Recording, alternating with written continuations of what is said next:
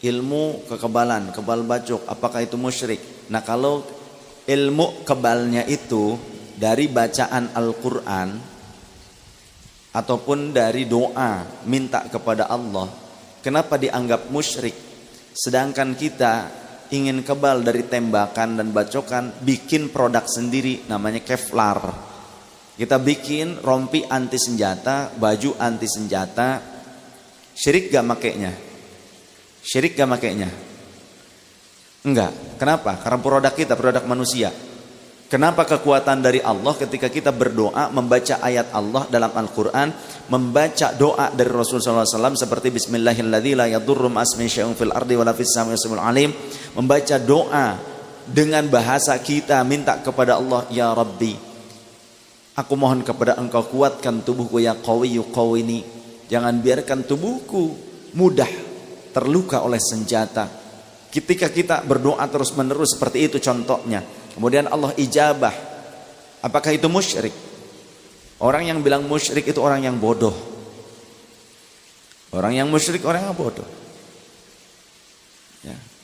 Karena pada dasarnya jika ilmu itu adalah doa kepada Allah, maka berarti ijabahnya dari Allah.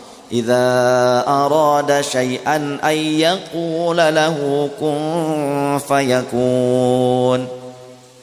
Begitu ya. Kemudian di dalam Al-Quran juga ada sebetulnya penjelasan tentang ketika Allah memberikan kekuatan kepada para sahabat ketika mereka peperangan, dalam peperangan mereka tidak binasa oleh lawannya, oleh musuhnya, karena Allah memberikan kemenangan, Allah memberikan kekuatan kepada mereka. Lantas ketika para sahabat berdoa, berzikir kepada Allah, dan di antara zikirnya, slogannya, zikirnya para sahabat ketika perang di antaranya ahad, ahad, ahad, ahad. Seperti itu.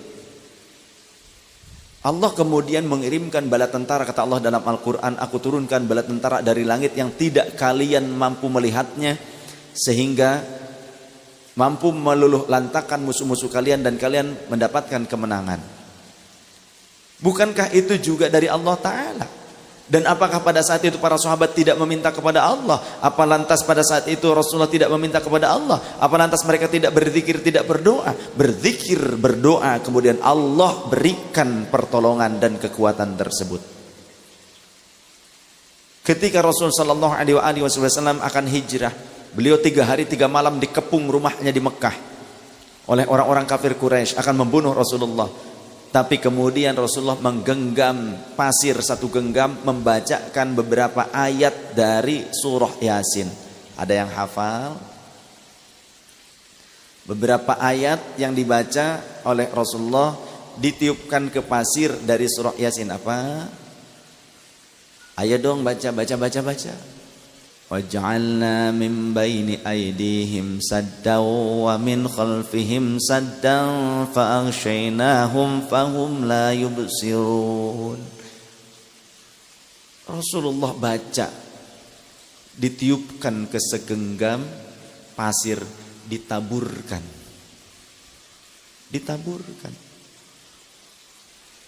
Jadi intinya jika ilmu tersebut merupakan zikir dan doa kepada Allah, kemudian Allah memberikan pertolongan dan kekuatan, itu boleh.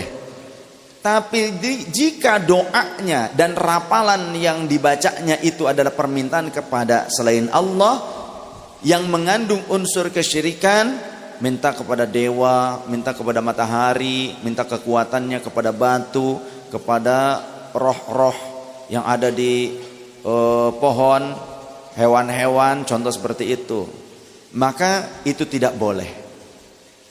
Ya, demikian. Wallahu alam. Insyaallah nanti akan saya jelaskan lagi, mengutip beberapa dalil yang lebih konkret, yang lebih luas penjabarannya tentang hal ini. Dulu sempat saya menjelaskan hal ini, cuma karena belum punya kameranya, jadi mungkin belum divideokan. Dulu pernah saya menjelaskan tentang ilmu kebal bacok, itu pernah saya menjelaskan menurut ayat Qur'annya apa, ada.